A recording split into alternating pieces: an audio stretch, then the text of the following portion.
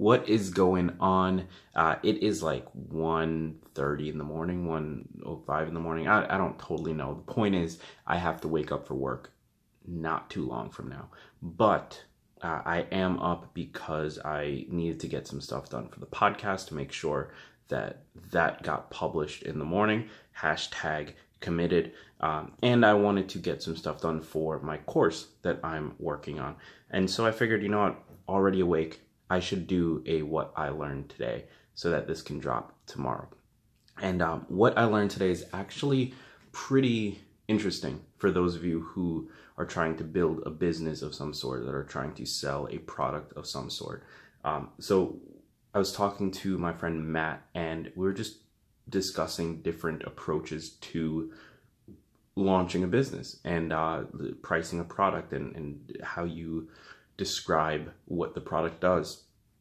And he mentioned that my copy wasn't clear enough. Like it gave a promise, but that promise wasn't all that valuable, and that promise wasn't it didn't sell the potential client enough, essentially.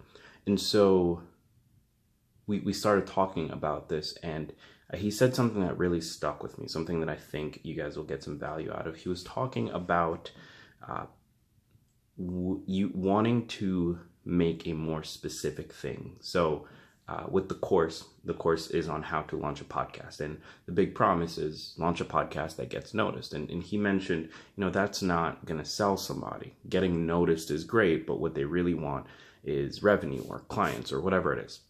So how can I get more specific in my promise? And he gave the example of revenue, like launch a podcast that doubles your revenue.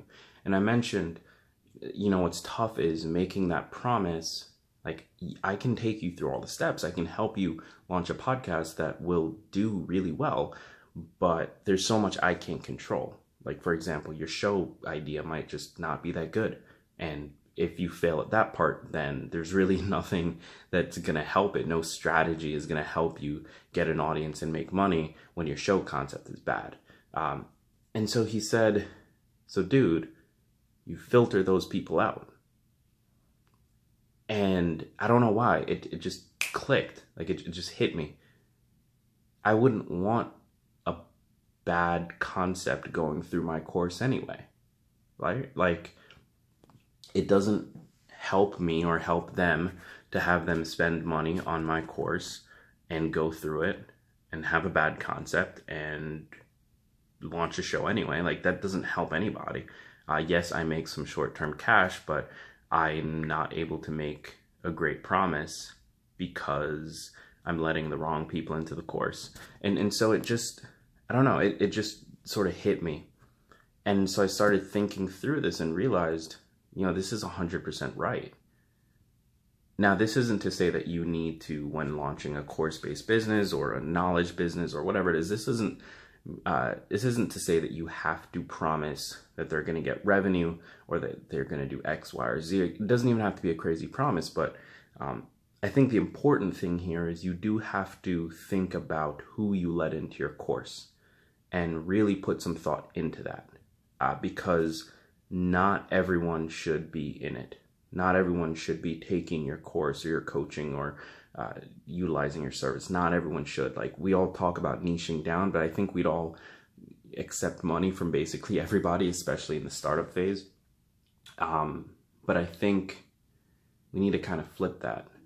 And it seems counterproductive because we're passing on short-term cash. But maybe you can create a separate product offering for those people. Maybe you can allow those people to still get the knowledge without going through your main flagship product. But you don't want those people and those ideas going through your product. And maybe once they've refined it, you can help them and have them go through it, but it doesn't help you or them to go through it. And so it just got me thinking about filtering and what you need to do in order to make sure you have the best group of people going through your products, and make sure that the people who go through are gonna get results because they're the best. Like, they are set up to succeed in that way.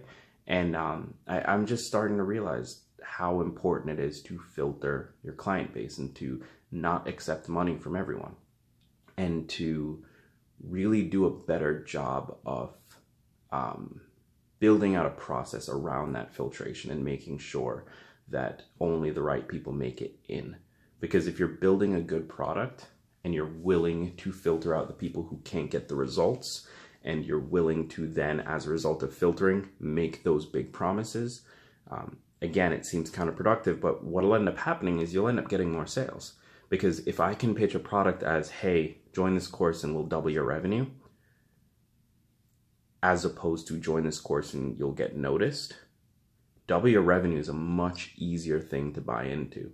And so I might have to raise the prices, but I'll get more people willing to jump in because of the promise. Like, if I can promise you that I'll double your revenue, then you're more likely to pay me money if you're a business owner, as opposed to, hey, join this and get noticed. Well, what does getting noticed do for you?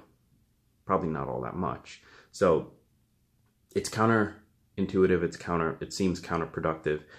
But I did want to share that because I think that's one of the more important things that I've learned in the last couple of days. I think that it pays to filter. It pays to take the time to work with the right people and be able to guarantee results, simply because the only people you're going to work with are the people who can generate results. And if you can guarantee results, you have a much stronger sales pitch. And if you have a stronger sales pitch, you're going to get more sales. Like, it just makes sense. And for some reason, that wasn't clicking for. So shout out to the homie Matt Cohn. He's the CEO of Different Hunger. He actually just did a cool masterclass with Chris the Freelancer. So I'm going to link up to that in the description of this. But yeah, that is what I learned today. Hope you are having a wonderful day, and I will see you in the next one.